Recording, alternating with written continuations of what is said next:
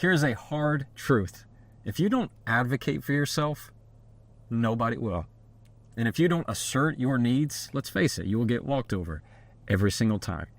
At the end of today's episode, you're not going to have to worry about it. We're talking how to stand up for yourself. Welcome to the Jefferson Fisher podcast, where I'm on a mission to make your next conversation the one that changes everything. If you enjoy learning tools to improve your communication, I'm going to ask you to please follow this podcast. And if you would, leave a review.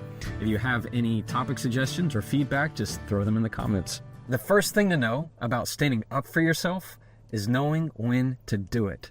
Because number one, not everybody's worth getting out of your chair for. It is a know your worth mentality. And we're going to talk exactly where you need to go in your mind leading up to these conversations. Number two, get rid of the verbal disclaimers. These are little statements you say before you say what you need to say. Like, hey, I'm sorry, but I just feel like maybe we're going to talk about getting rid of those and how to do it. Number three, stop justifying the no's. Stop having to feel like you need to explain yourself on and on just because you turn somebody down. When you do that, it takes away slowly from your self-confidence, and I don't want to see that. Now, maybe nobody's told you this, but just because somebody has said something does not mean that it requires a response from you. Just because they throw a pitch doesn't mean you have to swing. You just let it go by.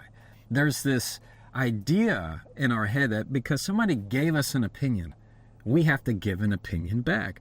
That's just not true. When it comes to standing up for yourself, it is often the person that is not worth your time that you don't need to give attention to. And often that's the exact opposite of what we do. We find ourselves trying to justify and explain to people that do not matter in our life. The people that rank low in our priority list, but yet we feel like we have to prove something to them every single time that we talk. Eliminate that concern. When people play chess, it's expected that you're going to take a pawn. Nobody freaks out about it. Nobody loses their mind when somebody takes a pawn because they know the value is not the pawn. They can take a rook. Okay. They want to take a queen. That's different. Understand that there's going to be lots of different conflicts in your life, lots of different conversations. They are not all the same. The feeling you get by talking with certain people, those friendships, where they rank in relationship to you, they're not all the same. So what I want you to understand is stop attending every argument that you're invited to. Just because somebody gave an opinion and said something to you, you have the choice of just letting it go. Saying that does not require any response from me. That is not worth my time. That's why I say it's a know your worth mentality. Before you stand up for yourself and feel like you have to say something, ask the question, is this person worth getting out of my chair for? Is this somebody that actually needs part of my energy? Because there is a strength and a wisdom in conserving your energy and protecting your peace. So the next time that happens, I want you to go through that filter and ask yourself, is this person worth getting out of my chair for? Because I know my worth. And please understand that goes for anything that they say. Just because they spew out garbage does not mean we're in the business of picking up trash. Let me say that again. Just because they spew out garbage does not mean that you're in the business of picking up trash. You can politely tell them where it should go. And it's not going to be on you.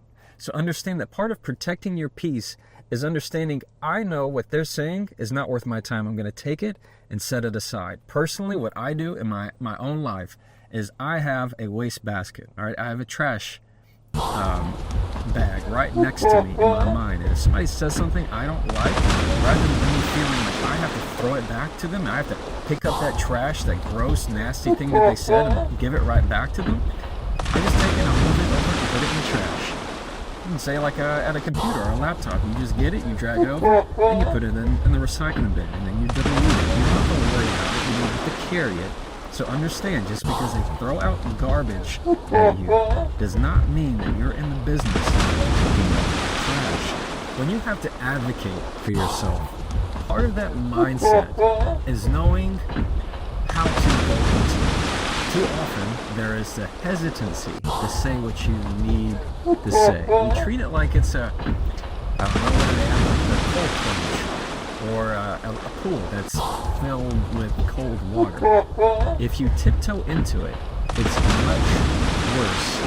When you don't say what you need to say right out of the gate, and instead you slowly walk into it with these little disclaimers.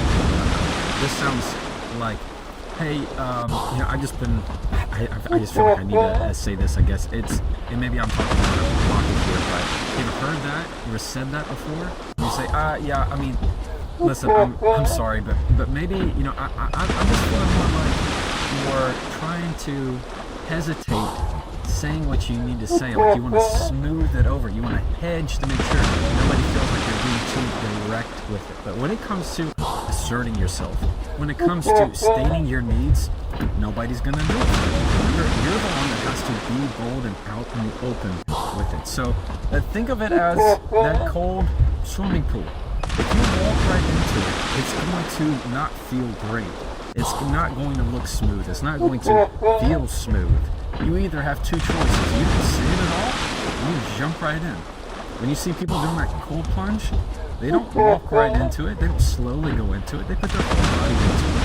So I want you to get used to that idea of, I'm going to put my whole body into this thing. If I have something to say, I'm going to say it. I'm not going to feel like I have to apologize for it.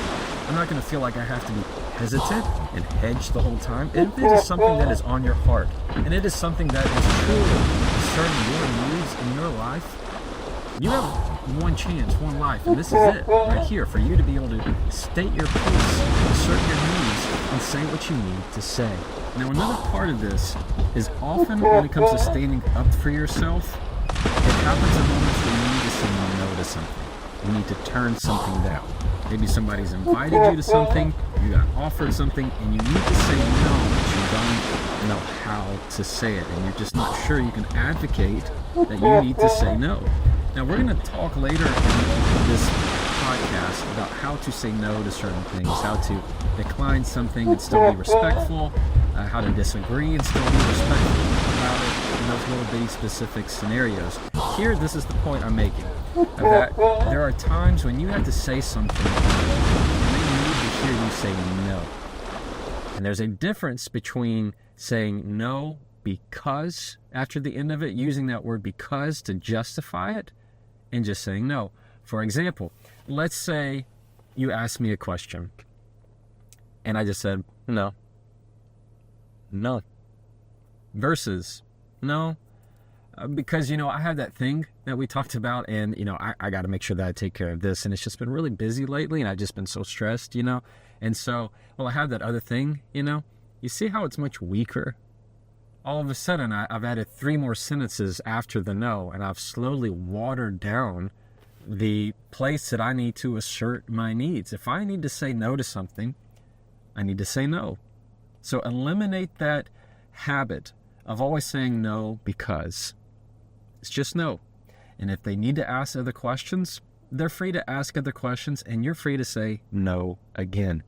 I want you to feel empowered, all right, on this idea of just because they asked me something does not mean I have to give them something. Just because they told me something does not mean I have to have an answer for something. Standing up for yourself means that you are in complete peace with who you are and your presence in the conversation. And you know your worth wherever you are in that conversation, or if there should be a conversation at all. So when you need to say no to something, step into that. Don't go with these little verbal disclaimers. You say no to it. You don't say because and add on a verbal, it's like the opposite of a verbal disclaimer. You add in everything afterwards. No, because I'm just feeling X, Y, and Z. You don't need that. The word is no, period. What lots of people like to say and what I support is no is a complete sentence. All right, we're at my favorite part of the podcast, and that is when I get to answer a question from a follower.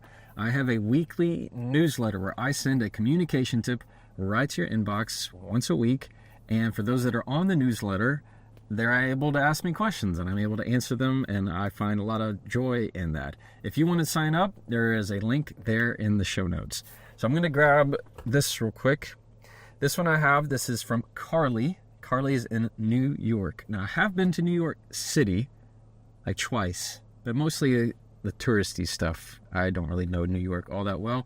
And geography isn't my strong suit, but that's for another podcast episode. Carly says, hey Jefferson, thank you so much for your content. Thanks, Carly.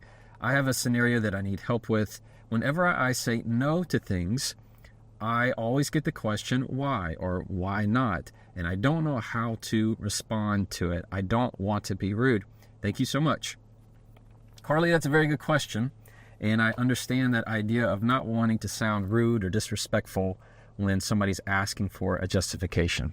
Right? Sometimes when you say no, first question out of their mouth is why? Why not? And they're really not entitled to that information, right? They don't need that information. That's personal. You don't want to give that. You just know you want to say no to it. Here's some responses that I like to use, and I encourage you to try some out on your own. The first one would be, I like to say, because it's not what's best for me right now. Pure and simple. Because it's not what's best for me right now. The reason I like that response so much is because I'm using the keyword, what's best for me. And nobody can really argue with that, because if they like you and they mean something to you, they should want the best for you too, Carly. So if I use the phrase and you use the phrase that you say no to somebody and they go, why not? You go, because it's not what's best for me right now. Boom, done, end. Another one that I like to use is, it's outside my focus right now. It's outside my focus. In other words, it's me telling them it's not really on my radar right now. It's not high up on my priority list. It's outside my focus. Another that I like to use, I know I'm just kind of rolling with these, is I need to make another choice. Because I need to make another choice. I need to make a different choice. Easy as that. As long as you say it lighthearted and you step into it rather than going, maybe it's just not what's best for me right now. You know what I mean? Whenever you go that way, it's going to tank it. It's going to make it. You see how you're watering it down like we talked about in the podcast? Step out in front of it. I need to make another choice. I need to make a different choice because it's not what's best for me right now. So try those out, Carly, and I think the next time you use them, you're gonna feel like 1,000 times better, and you're gonna feel like you can stand up for yourself. And I'm really excited about it. Thank you for listening to the Jefferson Fisher podcast. If you enjoy learning tools to improve your communication, and if you enjoyed this podcast, I'm going to ask you to please follow it. And as always, if you would just leave a review. It really does matter. I read them. I look at them. I'm the one that likes them and hearts them. So I really take them personally. I really, really appreciate you listening. And as I always end the podcast, you should try that, but follow me.